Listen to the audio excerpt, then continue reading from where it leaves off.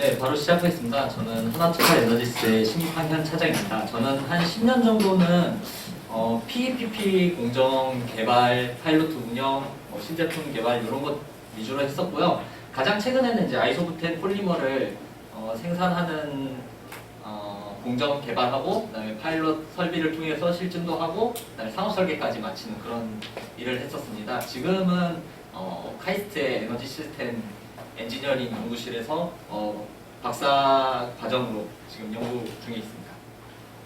앞에 회사 소개를 조금 넣었는데요. 넘어가겠습니다. 이 폴리 아이소부텐이라고 PIB라고 부르는 거는 이제 그 아이소부텐 모노머를 가지고서는 케타오닉 폴리머리제이션에서 만드는 그 플라스틱인데 액상의 폴리머입니다. 그래서 보시는 것과 같이 꼭 물엿 같은 그런 형상을 보이고요. 굉장히 깨끗하고 그런 특성이 있습니다. 그래서 이것의 가장 큰 특성이라고 하면은 독성이 없고 굉장히 깨끗하고, 그다음에 고온에서 이제 잔사 남는 것 없이 깨끗하게 분해가 됩니다. 그래서 이 폴리 아이소부텐은 상당히 좀 많은 용도로 쓰이고 있거든요. 주로 많이 쓰이는 데가 이제 엔진 오일이라든가 오일류의 이제 그 점도 조절제로 많이 쓰이고, 그다음에 펑셔널기 같은 걸 붙이면은 이제 엔진 첨가제, 저희가 생각하는 불소원샷 이런 용도로도 많이 사용이 되고요. 그다음에 독성이 없다 보니까 심지어 이제 껌 같은 걸로도 첨가가 되는데 껌의 쫀득한 맛을 내는데 요 이제 폴리머가 사용된다고 합니다. 저는 이 공정을 개발하면서 그 이후로는 좀 잘 껌을 안 씹게 되더라고요.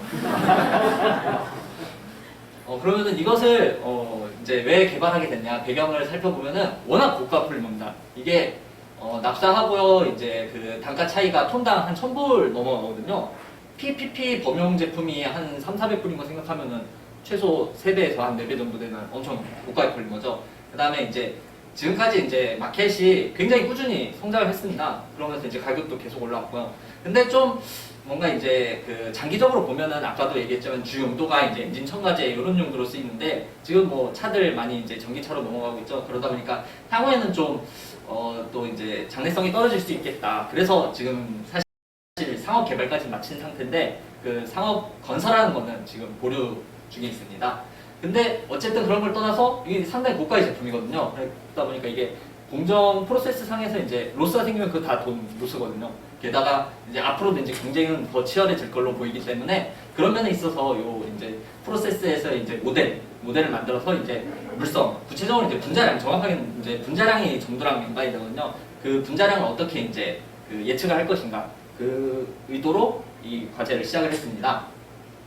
그래서 일단 기본적인 메커니즘을 보면은 다른 기본적인 폴리머리제이션 메커니즘을 그대로 따라갑니다. 저 같은 경우는 이제 PPP를 오래 했었기 때문에 라디칼 그리고 또 제일 많이 알려진 중합이죠. 요거하고 비교해봐도 거의 큰 차이가 없습니다. 제일 먼저 이제 이니시에이터가 루이스 애시드 촉매랑 만나가지고서는 이제 케타이온을 형성을 하면은 여기서부터 이제 모노머가 붙어가지고서는 이제 중합이 시작이 되죠. 그러면서 이제 체인이 길어지게 되는 거고요. 그렇게 되면은 이제 마지막으로 이제 터미네이션은 이제 음이온이랑 다시 이제 케타이온이 만나면서 이제 반응이 이렇게 끝나는 이런 기본적인 굉장히 간단한 폴리머리제이션을 따라가는데 분명히 좀 일반적인 이제 라디칼 폴리머리제이션이라든가 다른 폴리머리제이션하고는 확연히 구분되는 특성이 있습니다. 그래서 그런 특성에 대해서 말씀드리겠습니다. 먼저 이제 폴리머리제이션 발달 케타이온 폴리머리제이션 발달 역사를 잠깐 살펴보시면은 한 60년대 이제 케타이온 폴리머리제이션이 처음 발견되고 나서 가장 두드러지는 특성은 얘는 계속 컨버전이 일어나면 일어날수록 분자량이 늘어나는 거예요. 심지어 중간에 모노머를 첨가를 하면은 또 분자량이 늘어나고 또 이때 당시 이제 처음 발견했을 때는 이 굉장히 반응이 오래 가는구나, 잘 죽지 않는구나, 혹은 죽더라도 다시 살아나는구나 이렇게 이제 생각을 했었습니다.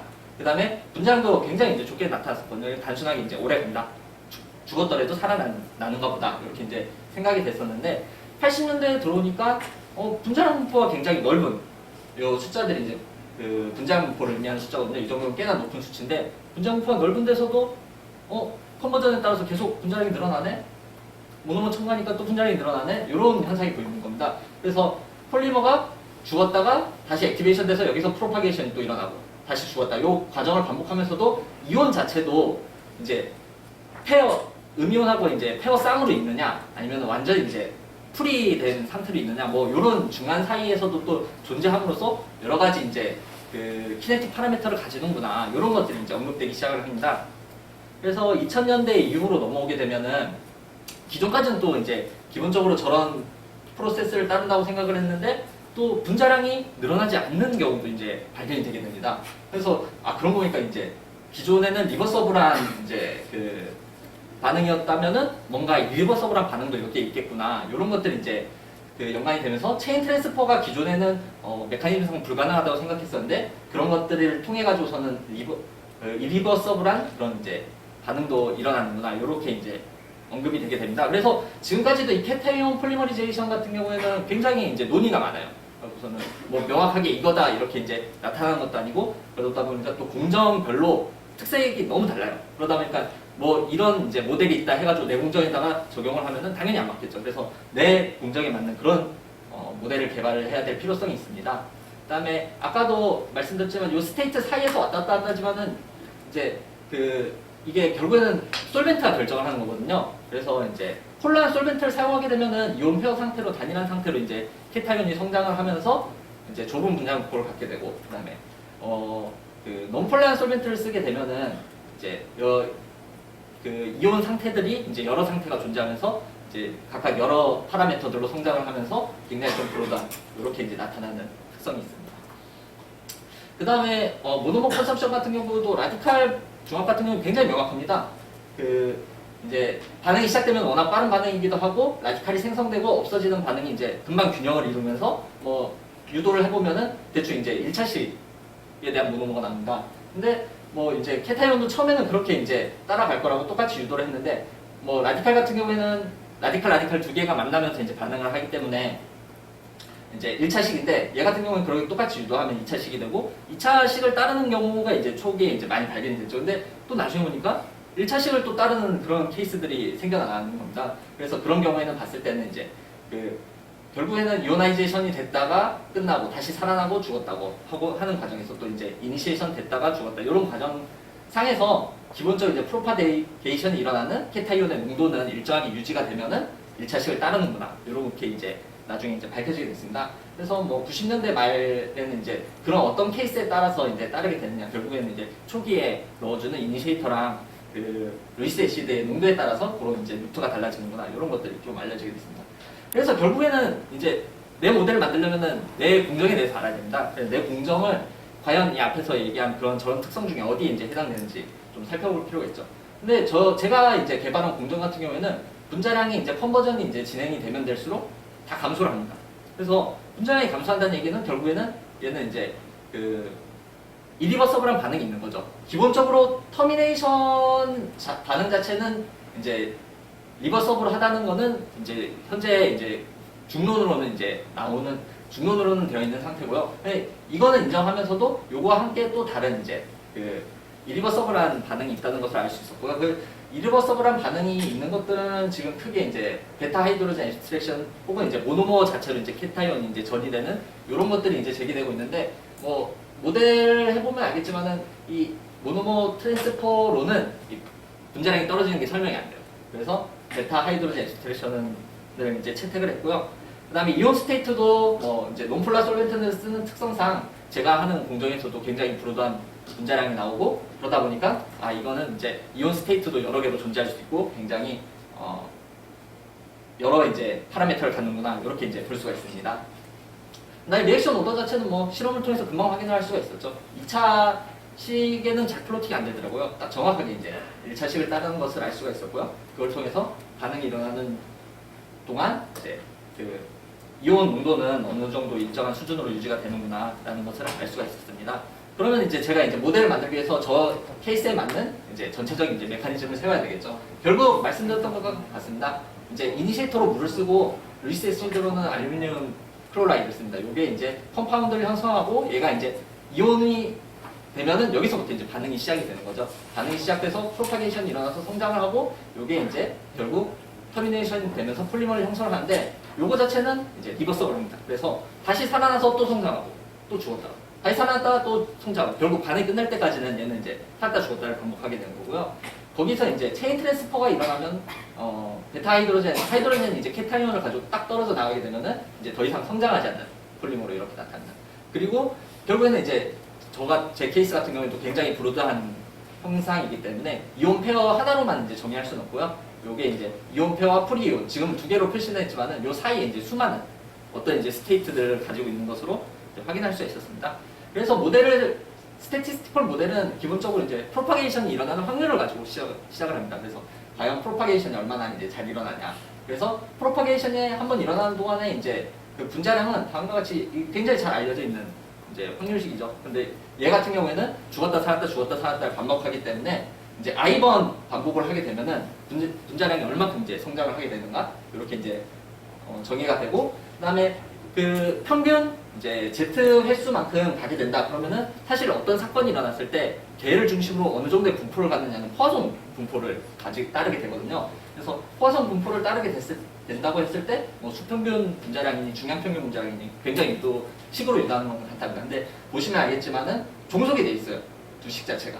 그러다 보니까 프로파게이션 프로버빌리티가 설정이 되면은 이거 두 개를 피팅하는 것은 불가능합니다. 이 식으로는. 그래서 추가가 된 게 아까도 말씀드렸다시피 이제 이오나이제이션 스테이트가 이제 여러 개 존재할 수 있다는 요거를 가지고서는 또 이제 식에 접근을 하게 됐습니다. 그래서 이오나이제이션이 이제 이온 페어로만 일어난다면은 이온 페어 상태로만 일어난다면 앞에 것처럼 이제 그렇게 이제 진행이 되겠죠. 앞에 식대로. 하지만 요 사이에 이제 여러 가지 스테이트로 있을 수 있으니까 그것을 이제 적용을 하면은 뭐 임의에 넣어가지고서는 그냥 확률을 풀면 됩니다. 그래서 확률식으로 계산을 쭉 해보면은 굉장히 이제 심플하게 유도가 되죠. 그래서 보면은 수평균 분자량 같은 경우에는 뭐 안에 프로파게이션이 어떤 분포를 가지든 그 키네틱이 이제 평균값, 그다음에 트랜스퍼의 키네틱의 평균값에 의해서 결정이 되는 거고요. 그다음에 거기에 이제 중량평균 분자량 같은 경우에는 분산값이 이렇게 이제 추가되게 됩니다. 이게 굉장히 이제 식은 그 안에서 어떤 분포가 있든지 간에 굉장히 이제 팬시하게 그렇게 나오고요. 거기 그렇다 보니까 이제 4개의 파라미터만 가지고 있으면은 4개 파라미터 이제 모노머 컨센트레이션은 이제 그 측정이 가능한 거고요. 이렇게 4개의 파라미터만 가지고서는 나중에 이제 뭐 추가로 이제 식을 좀 더 고정을 하면은 배치 실험식에서의 각 실험 세트에 대해서 4개 파라미터를 유추할 수가 있습니다. 그 파라미터를 각각 이제 에스티메이션 해낼 수 있는 거고요. 그렇게 해서 각 세트별로 이렇게 이제 4개씩 요것 같은 경우 수평균 분자랑 중량평균 분자량인데 이렇게 한 세트라고 보시면은 그 4개 파라미터 가지고서는 이제 수평균 분자량이랑 중량평균 분자량의 컨버전에 따른 이제 그 분자량을 이제 유추할 수 있습니다. 그리고 각 온도별로는 이제 다른 세트가 되는 거죠. 근데 저희가 이제 또 궁금한 거는 온도별로 그러면 앞으로 이제 어떤 물성을 얻을 수 있을 것인가, 이제 온도에 따른 그런 파라미터도 이제 적용을 해야 됩니다. 그렇게 봤을 때는 사실 대표적인 게 이제 아레니우스 이퀘이션을 집어넣는 거죠. 근데 앞에도 말씀드렸다시피 그 프로파게이션 파라미터들의 평균값 혹은 이제 분산값, 평균값이나 분산값은 아레니우스 이퀘이션을 따라가진 않습니다. 그렇게 되다 보니까 결국에는 이제 그걸로는 이제 온도에 대한 그 현상을 유추하기 어렵죠. 그러다 보니까 이제 좀 아이디어를 낸 게 그러면은 이 이온 페어와 프리이온 사이에 뭐 어떤 스테이트 얼마나 있는지 모르겠는데 한 0에서부터 n까지 있다고 보자. 그리고 각각 동일한 키네틱 파라미터를 갖는다고 보고 이렇게 봤을 때는 이 각각의 키네틱 파라미터들은 프로파게이션이든 트랜스퍼든 각각 그 로그 스페이스 상에서 레귤러한 간격을 가져야 되는 거거든요. 그래서 그렇게 해서 하면은 요 중간중간에 있는 데이터 그 키네틱 파라미터 값까지는 다 알 필요가 없고 제일 앞하고 제일 마지막만 알면 되겠구나. 이렇게 이제 해서 다음과 같이 이제 파라미터들이 굉장히 이제 간단하게 됩니다. 그래서 온도까지 포함하게 되면은 총 10개의 이제 아레니우스 이퀘이션과 관계된 파라미터들을 갖게 되고요. 그 다음에 과연 이제 몇 개의 스테이트를 갖느냐, 하나의 이제 인테저 파라미터를 갖게 됩니다. 그렇게 되면은 어떻게 보면 믹스드 인테저 논리니어 프로그램인데 이거를 사실 MINLP 같은 경우에는 굉장히 이제 옵티마이제이션 하기 어렵지만은 이것 같은 경우에는 그 M이라는 인테저 딱 하나가 있고 인테저 파라미터는 하나가 있고 나머지 이 10개의 이제 그 파라미터들로 이루어진 식 자체는 스태티스티컬 모델로 만들어진 식이기 때문에 또 그 스태티스티컬 모델의 장점이라고 하면은 굉장히 계산 속도가 빠르거든요. 그래서는 이렇게 해서 이제 에스티메이션 자체가 굉장히 쉬워집니다. 그래서 M을 이온 스테이트가 1개서부터 과연 이제 쭉 1000개까지 이제 얼마만큼 이제 있다고 가정을 하고서는 그거에 맞춰가지고서는 최적화를 프로그램을 풀면서 이제 그 에스티메이션을 시작한 거죠. 파라미터 10개를. 그렇게 이제 시작을 해서 봤을 때, 딱 굉장히 이제 유의미하게 한 100개 정도 이제 근처에서 굉장히 이제 피팅이 잘 되고, 100개 이후서부터는 이제 조금 상승하는 걸로 이렇게 이제 나타났습니다. 그런 걸로 봐서는 이제, 물론 저는 이제 중간에 이제 균일한 간격을 갖는 파라미터들이다라고 이제 가정을 했지만은, 그렇게 이제 봤을 때는 한 100개 정도의 스테이트가 있는 것이 내 공정에는 적합하구나라는 사실을 알 수가 있었습니다. 그러면은 요약인데 사실 앞에서 내용했던 내용의 반복이니까 이 부분도 스킵하도록 하겠습니다. 그럼 이상으로 발표를 마치도록 하겠습니다. 네, 수고하셨습니다. 네, 시간을 세이브해 주셔가지고 네, 질문을 한 개 정도 받을 수 있을 것 같습니다. 질문 있으신 분?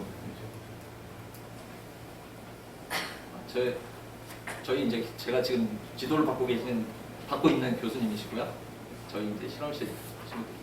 혹시 질문 있으시면은 나중에 이제 저한테 메일로 보내주시면 감사하겠습니다. 이상입니다. 예, 수고하셨습니다.